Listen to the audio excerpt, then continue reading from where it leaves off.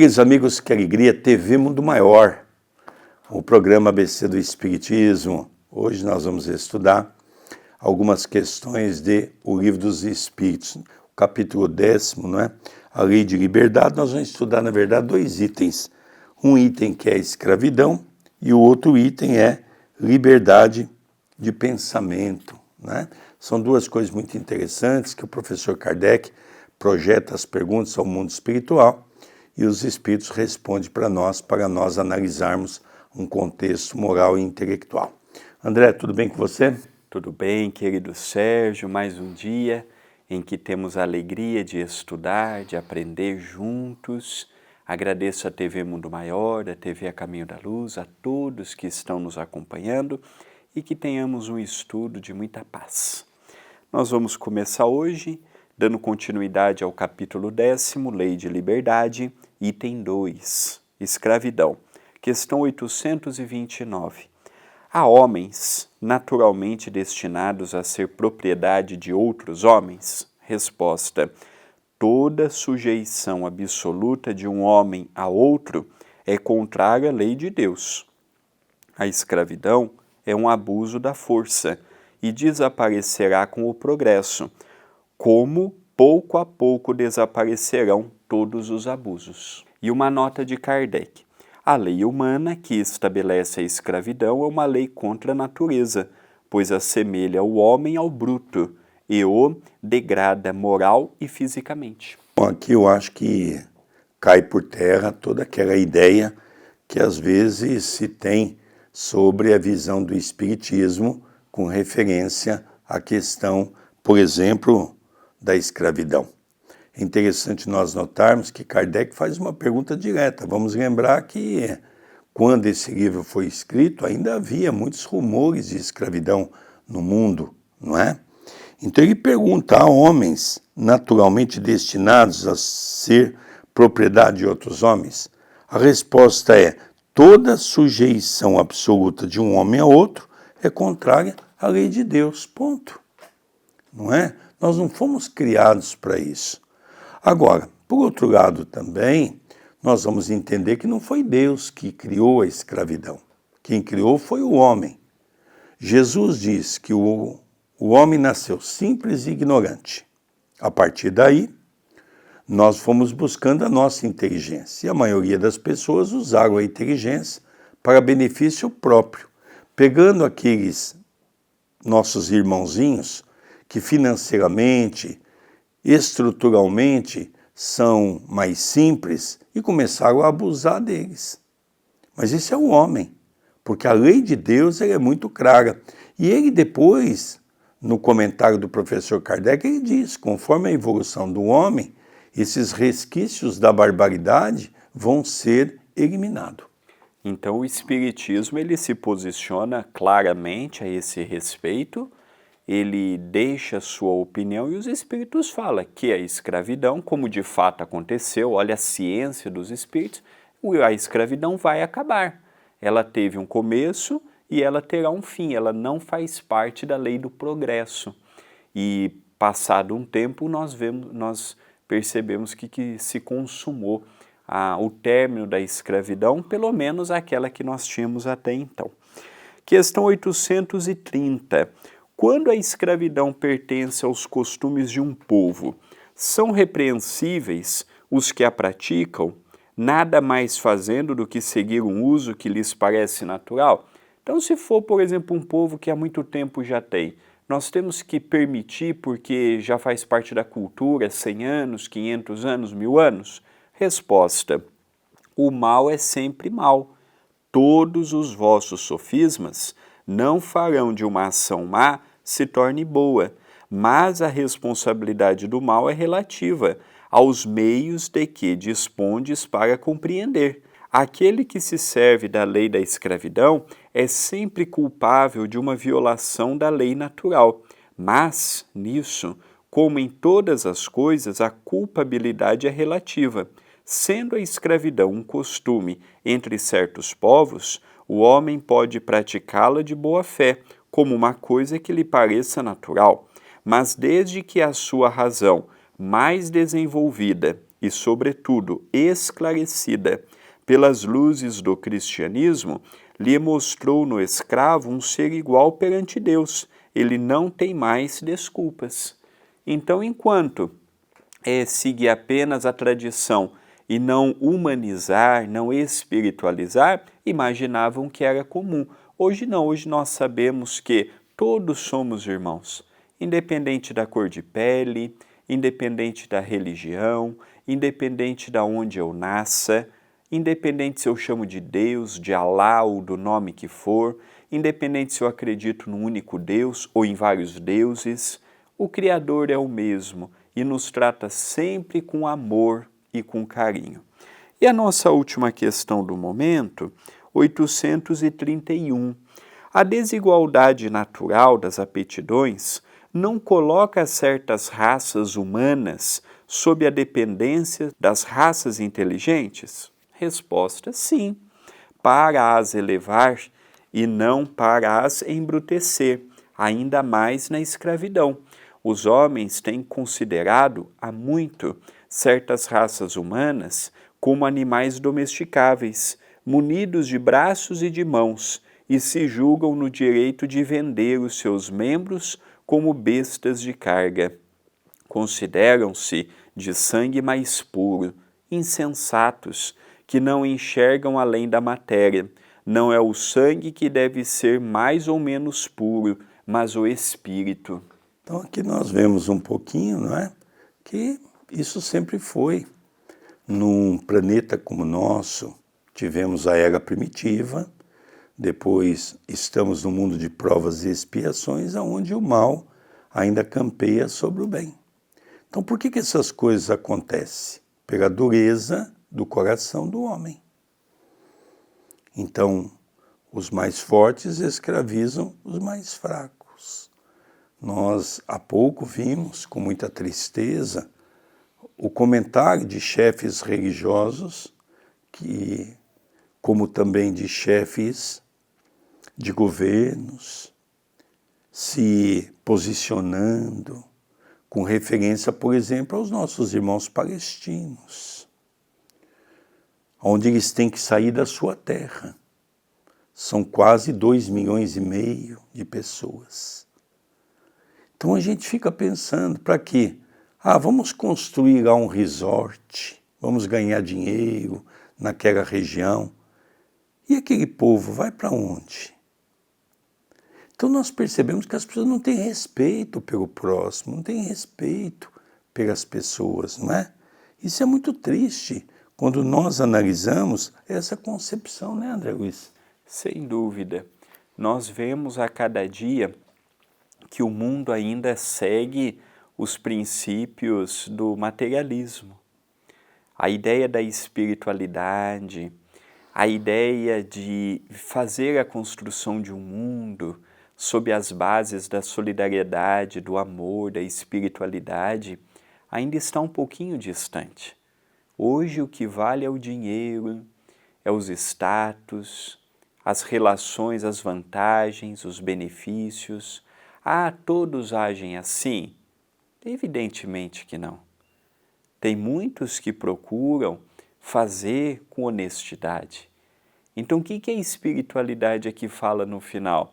O que vai fazer uma pessoa ser maior ou menor do que a outra não é a cor da pele, não é a sua etnia, não é a sua religiosidade, não é a família que descende, não, é o espírito. É o espírito que vai ser grande ou pequeno. Não é o corpo, não é de onde ele procede, não é para onde ele se mudou. Então, nós estamos vendo com muita tristeza, precisamos manter o nosso pensamento elevado para não adentrarmos na faixa da lamentação excessiva, julgamento, cada um segundo as suas obras. Temos que nos preocupar em fazer o que está ao nosso alcance. Se pudermos ajudar uma família, ajudemos. Se pudermos ajudar uma instituição a fazer a caridade, vamos colocar as nossas mãos a trabalhar e vamos deixar que o mundo não ficará eternamente como está hoje. É uma fase transitória. Interessante que na pergunta anterior, o Espírito responde: o mal é sempre o mal. Na questão 621 desse mesmo livro, onde está escrito a lei de Deus, e os Espíritos respondem na consciência. Dessas 3 perguntas, tem muitas pessoas que podem nos perguntar, pessoas que não têm familiaridade com a doutrina espírita, mas Deus não está sendo injusto de permitir que esses espíritos passem por essas dificuldades? Não. E eu vou explicar por quê. Porque nós vivemos num mundo de provas e de expiações, de ação e de reação. Muitos desses homens poderosos e brancos hoje, que cometeram grandes atrocidades com o nosso povo negro, amanhã vem num corpo de negro, passando pelas mesmas dificuldades. Deus criou uma lei justa, perfeita. Por isso que a base doutrinária é a reencarnação. É o pilar da nossa doutrina. Sem o conceito da reencarnação, eu não entendo Deus. Como é que eu vou amar um Deus injusto? E quando eu passo a entender a reencarnação, eu passo a amar a Deus. Porque eu entendo que cada um que hoje está encarnado na Terra, matriculado nessa escola abençoada, passando pelas suas dificuldades, exatamente são resgates que ele está colhendo daquilo que ele plantou ontem. É muito simples assim, né, André Luiz? Verdade. É um assunto que ainda terá mais uma pergunta para o próximo bloco e vamos iniciar o próximo item, que é composto apenas por 2 perguntas e 2 respostas. Mas no momento final do nosso programa, eu gostaria de fazer aquele convite carinhoso. Já conhece o projeto da TV A Caminho da Luz? Está no ar há muitos anos, um pedido da espiritualidade do Dr. Adroaldo, meu pai, é um canal singelo no YouTube, mas que vem feito um trabalho muito bonito e relevante. Eu gostaria até de agradecer porque em 2009, quando nós começamos o projeto, quem nos deu toda a orientação foi o nosso irmão André Marusso, que era dirigente dessa emissora, que nos deu todas as coordenadas para que nós pudéssemos ter hoje uma mensagem levada pelo YouTube aos corações daqueles que gostam de estudar o Espiritismo. Então gostaria de fazer um convite. Temos o Evangelho no Lar de terça a sábado às 19h30, de terça a sábado às 19h30, e aos domingos às 18 horas. Então é pelo YouTube da TV A Caminho da Luz, youtube.com/TV A Caminho da Luz. Se inscreva no canal, conheça também o nosso trabalho por lá. Não sai daí não, nós vamos para um breve intervalo e já retornaremos com o programa ABC do Espiritismo pela nossa querida TV Mundo Maior. Queridos amigos, já retornamos com a nossa TV Mundo Maior, o programa ABC do Espiritismo. Nós estamos dando continuidade aqui. Hoje nós vamos estudar a última pergunta pertinente aqui à escravidão, que é um tema muito interessante. Os espíritos são muito enfáticos em dizer que a maldade da criatura humana quando faz do outro um escravo. E depois nós vamos ver um pouquinho a liberdade de pensamento. Nós estamos vendo hoje, não é, todo esse cenário no mundo todo, querendo castrar as pessoas no seu pensamento. Nós não podemos mais ter liberdade de pensamento, né? Que é uma coisa muito grave. É verdade que tem que ter lei para punir os abusos de pensamento que às vezes fere o próximo, mas também não podemos tolher a liberdade de pensamento. Vamos ver o que Kardec pergunta depois e o que os espíritos respondem. Mas antes, vamos estudar a última questão do livro, falando um pouquinho sobre a escravidão. É isso mesmo, né, André Luiz? Exatamente. Questão 832. Há homens que tratam os seus escravos com humanidade, que nada lhes deixam faltar e pensam que a liberdade os exporia a mais privações. Que dizer disso? Resposta: digo que compreendem melhor os seus interesses. Eles têm também muito cuidado com os seus bois e os seus cavalos, a fim de tirarem mais proveito no mercado. Não são culpados como os que os maltratam, mas nem por isso deixam de usá-los como mercadorias, privando-os do direito de se pertencerem a si mesmos. É interessante, eu gostaria de contar uma história vivida aqui em Itapira com referência à escravidão. Itapira foi, conta aí a história, a última cidade no Brasil, uma das últimas que ainda manteve a escravidão. E havia um homem que era um delegado de polícia chamado Firmino, um homem de um coração muito grande. E ele então, mediante a revolta dos fazendeiros, dos poderosos, dos coronéis da época, ele então começava a pegar esses escravos refugiados e ele então começava a zelar por esses escravos, cuidar deles. E os senhores ficaram sabendo que o delegado estava sendo cúmplice da fuga desses escravos. Aqui nós tivemos a primeira igreja católica apostólica brasileira, saiu aqui em Itapira do padre Amorim. E é interessante nós notarmos que tinha uma igreja grande no centro da cidade, que hoje pertence à Romana, mas era da etnia da Igreja Católica Apostólica Brasileira, tinha uma padaria, tinha um forno a lenha. E os homens ficaram tão enfurecidos na época que pegaram o delegado e jogaram vivo naquela fornalha, não é?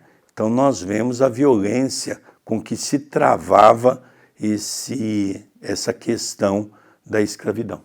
Mas não é porque se trata bem que vai continuar como sendo uma propriedade sua. Então a espiritualidade fala que da mesma forma que cuidava bem, também cuidava bem do boi, da vaca, da sua criação, para na hora de vender valorizar e ter um preço mais elevado. E agora nós vamos ver as duas últimas perguntas, que são relativas à liberdade de pensamento. Questão 833. Há no homem qualquer coisa que escape a todo o constrangimento e pela qual ele goze de uma liberdade absoluta? Resposta: é pelo pensamento que o homem goza de uma liberdade sem limites, porque o pensamento não conhece entraves. Pode impedir-se a sua manifestação, mas não aniquilá-lo. Então, qualquer pergunta se o homem goza de toda uma liberdade de pensamento, a espiritualidade diz que sim, e que quando nós estamos no estágio mais atrasado da própria evolução, o nosso pensamento ele não caminha com a justiça, ele não caminha com a fidelidade a Deus, ele não caminha em ver o próximo como irmão de caminhada, ele simplesmente passa pelo mundo, sem se preocupar com o mundo. Conforme nós vamos mudando a nossa faixa vibratória, nós vamos entendendo aquela frase de Paulo, por exemplo: tudo me é lícito, mas nem tudo me convém. Tem coisas que tem o momento certo, tem coisas que não é para agora, tem idealismo que não adianta nós lutarmos contra uma maré. Jesus não lutou contra o Império Romano. Jesus não lutou contra Herodes, Jesus não lutou contra Pilatos. Por quê? Porque ele sabia que naquele momento era o que havia na época. Jesus conseguia compreender. Nós ainda não temos esta ciência de Jesus, mas nós vemos que o pensamento é de liberdade nossa. No início, muito ainda primitivo, muito terra a terra, e vai sublimando com as nossas reencarnações, com as nossas experiências e com o nosso esforço. Interessante. O movimento espírita, a doutrina, nos traz a conotação da inteligência e do instinto. Então, na era primitiva e no mundo de provas e expiações como nós vivemos, nós somos dotados muito de instinto, mais instinto animalesco e menos pensamento. E conforme nós vamos graduando a nossa evolução, nos esforçando, é por isso que Jesus diz: conhecereis a verdade e a verdade vos libertará. Então, a partir do momento em que eu vou buscando a inteligência, não que eu perca o instinto, mas eu vou domando o instinto, eu vou educando o instinto. Então hoje, por exemplo, quando nós passamos por uma situação, Qual é o nosso primeiro pensamento? Geralmente não é um pensamento, é o instinto que fala maior. O que fala mais alto é o instinto. Quando nós começarmos, adiante de uma dificuldade que a vida nos impõe, sentar, analisar, pensar, refletir, nós vamos tomar melhores decisões. Quando nós tomamos uma decisão por instinto, nós fazemos coisas erradas. E depois a gente fala, o que eu fui fazer? Que bobagem que eu fiz? Então é muito interessante nós analisarmos esses aspectos. O mundo que nós vamos nos adentrar, que é o mundo de regeneração, nós já vamos usar mais o pensamento. Já vamos ter um maior domínio do nosso pensamento, que isso é muito importante. O maior estudo que nós temos hoje, que veio da década de 40, no século passado, foi exatamente de André Luiz, pelas mãos de Francisco Cândido Xavier, nos falando do pensamento, nos falando do nosso cérebro, nos falando da nossa evolução. E a partir daí, a ciência começou a se debruçar nesses ensinos que nós recebemos do alto. Então é muito interessante nós notarmos essa concepção. E agora nós vamos para a última questão, que é muito bacana a gente estudar a liberdade de pensamento. Questão 834. O homem é responsável pelo seu pensamento? Resposta: é responsável perante Deus. Só Deus, podendo conhecê-lo, condena-o ou absolve-o, segundo a sua justiça. Eu vou aqui pegar uma passagem que tem uma passagem bíblica que eu gosto muito, aquela passagem da irmã adúltera que as pessoas vieram com pedaço de pau, pedaço de pedra, que era um costume da época, porque ela foi pega em adultério, e eles queriam, em praça pública, linchar aquela irmã. Então, Jesus estava escrevendo areia, está uma mensagem de Humberto de Campos que diz que Jesus estava escrevendo cada um daqueles que estavam com um pedaço de pau, um pedaço de pedra, Jesus colocou o nome, 2 pontinhos, e o vício, o defeito, o erro de cada um. E ali então eles foram passando, foram lendo, jogando o pau e a pedra e foram indo embora. Ficou Jesus e a nossa irmã adúltera. E Jesus disse para ela, vá minha irmã, não peques mais. Mas o interessante, biblicamente, é a parte seguinte. Porque Pedro também foi questionar Jesus, Senhor, por que você não permitiu que se cumprisse a lei? A lei daquela época do homem dizia que a mulher tinha que ser morta. E Jesus diz, Pedro, a coisa é muito mais profunda do que nós imaginamos. Porque só de nós pensarmos no ato, nós já cometemos o adultério. Olha que interessante, André. Então veja bem, a pessoa que comete o adultério não é aquela que teve um ato somente. Aquela que pensou no adultério também já cometeu um equívoco. Olha a importância do pensamento. E é importante dizer também que Deus, Ele não pune e Ele não perdoa ninguém, é a nossa própria consciência. Deus não é aquela pessoa carrasca, como as igrejas pregavam no passado, que pune, que persegue, que vinga. Deus tem um universo para cuidar, Ele não vai cuidar do André, olha, eu vou te punir. Não existe isso, Deus é amor. Quando eu erro, eu mesmo estou me punindo. Quando eu erro, eu mesmo estou gerando uma dor para mim. E é uma coisa interessante, né, que o que Deus criou foi uma lei justa e perfeita, que cada um de nós pudéssemos pagar pelos nossos próprios erros. Então, Deus vai me punir, Deus não. Nós já temos condições de discernir com mais profundidade o certo do errado, o que devemos pensar. Hoje sabemos que um pensamento pode reerguer uma pessoa, um pensamento pode colocar de cama uma pessoa. Tem pessoas que às vezes vão na nossa casa e falam que bonita a flor, no outro dia a flor aparece seca, murcha. No centro, por exemplo, aconteceu isso já, não digo de uma pessoa propriamente, mas de ataques mesmo, com 2 abacateiros que nós tivemos no Núcleo Chico Xavier. Então nós vemos como é sério a questão dos pisos no centro, que se levantaram e os próprios engenheiros não tinham explicação para aquilo. Então nós sabemos que a questão do pensamento, do poder mental das pessoas, do poder mental dos espíritos é algo muito sério e que precisamos cuidar bastante. Por isso que André Luiz, nas obras por Chico Xavier, dizia que o pensamento tem cor, o pensamento tem cheiro e o pensamento tem vida. Então o pensamento é tudo, porque antes de nós cometermos um erro, nós pensamos. Para encerrarmos o programa de hoje, eu gostaria de falar do segundo livro da trilogia de Jerônimo Mendonça pelas nossas mãos.